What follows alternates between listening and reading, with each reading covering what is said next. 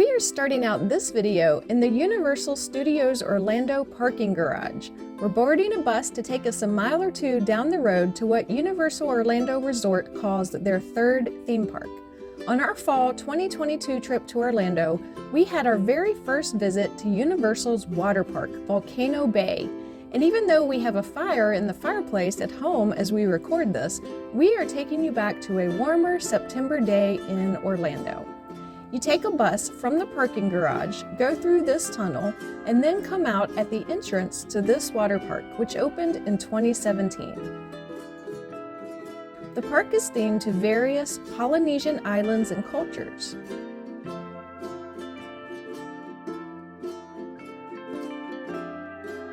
As you enter, you see the park's icon, a 200-foot tall volcano called Krakatau. Upon entering, each guest is given a Tapu Tapu wristband to be returned at the end of the day. This is a great use of technology. You can link a credit or a debit card to make purchases with your Tapu Tapu. Plus, we rented a locker and the wristband acted as the key to the locker. But most importantly, one slide at a time, you can hold your place in line using your wristband. Rather than physically wait in line for a couple hours or more at the most popular rides, you can join the virtual queue by tapping your wristband to the Tap to Ride kiosk.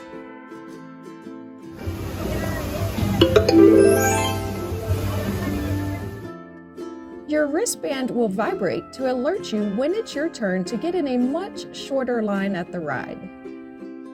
Unfortunately, they haven't found a technological way to solve the worst problem at water parks, even worse than long lines, all of those stairs. You can rent a private cabana for a pretty expensive price.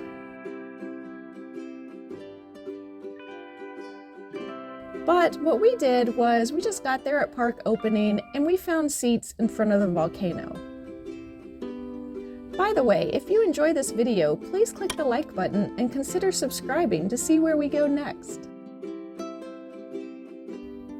At the foot of the volcano, you will find the Reef, a leisurely and relaxing pool for people who just want a dip in calm waters.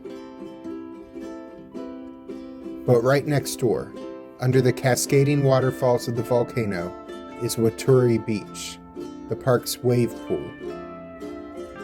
Every few minutes, the sound of drum beats signal that the waves are about to begin. There are even hand motions that lifeguards in the pool and experienced park-goers do to the drum beat.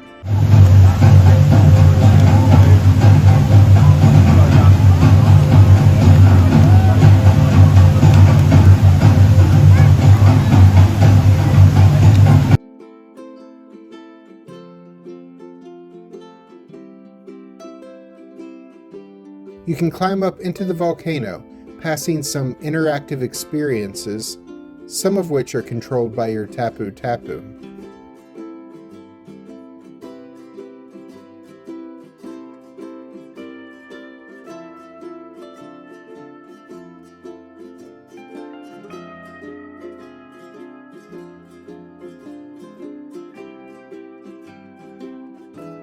You can get some good views of the wave pool from some spots inside the volcano, including a view of the backside of water. Several slides start in the volcano, including some that start with a trapdoor drop.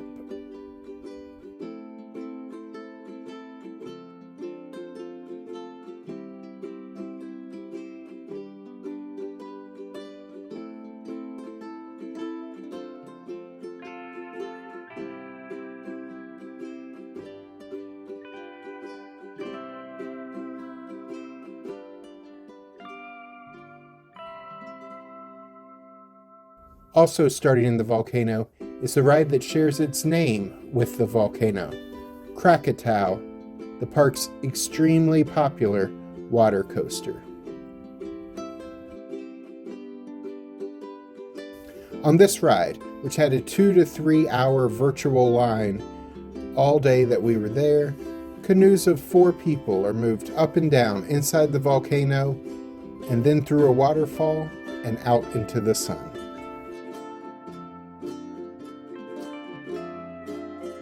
We stopped for lunch at Kohola Reef Restaurant and Social Club.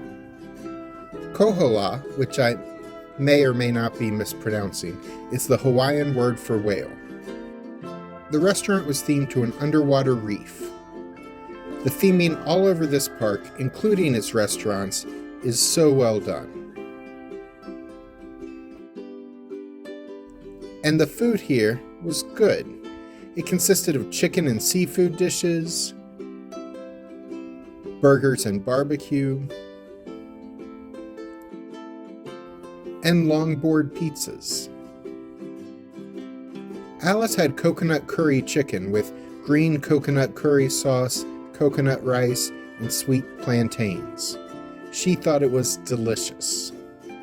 I had a surfboard-shaped cheese pizza because I was on vacation, so I wanted to eat like a child. It was standard theme park pizza, which I neither mean as a compliment nor an insult.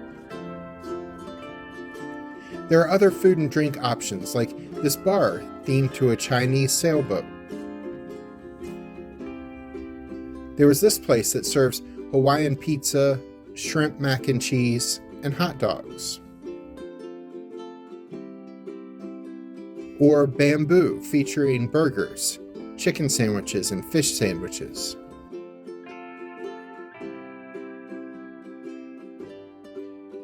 Or the Feasting Frog, which serves tacos and nachos and is actually shaped like a frog.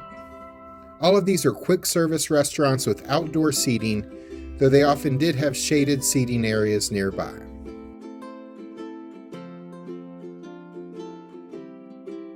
As we are lazy river enthusiasts, we definitely enjoyed a few laps around the river in the inner tubes.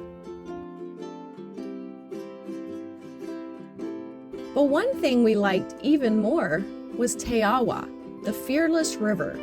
No tubes were allowed in this not-so-lazy river, but everyone had to wear life vests to float along in the rapids.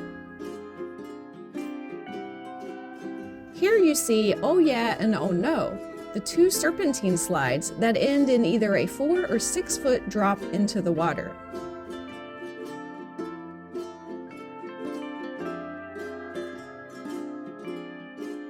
There are 4 slides that utilize 5-person rafts,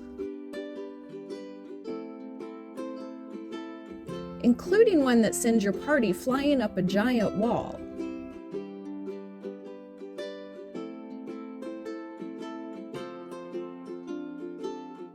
These are the Punga Racers, 4 body slides over near the volcano.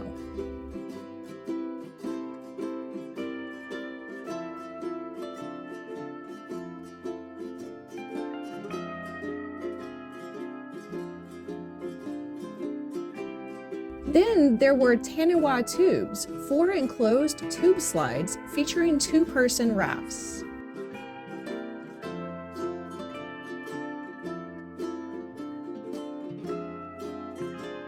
For the little ones who may not be tall enough or interested enough to ride big slides, there is the Runamaka Reef, a play area with lots of interactive water elements.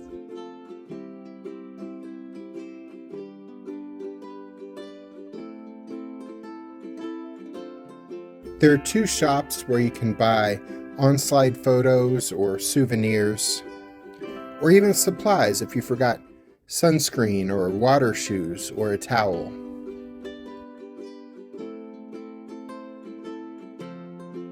They also had a people dryer like many theme parks have near water rides, in case you want to dry off a bit before heading out of the park.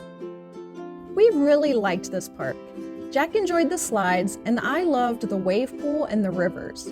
This is the best themed water park that we've ever been to. This is, in fact, probably our favorite traditional water park that we've ever visited. We love that the Tapu Tapu made it so that you didn't have to go back to your locker to pick up your debit card whenever you wanted to buy some food, and also so that you didn't have to stand in long lines. It really frees you up to enjoy the water more while you're in a virtual queue for the rides that have a long line instead of standing in queues all day. We haven't been to either of the Disney World water parks across town, and we do want to try those out one day. I'm sure we would enjoy those too, but they were built decades ago. This theme park uses state-of-the-art technology in both the Tapu Tapu and the modern slide styles like the water coaster. It's all just done very well. There is one water park that we like better, and it's also in Orlando, but it doesn't have water slides like a traditional park.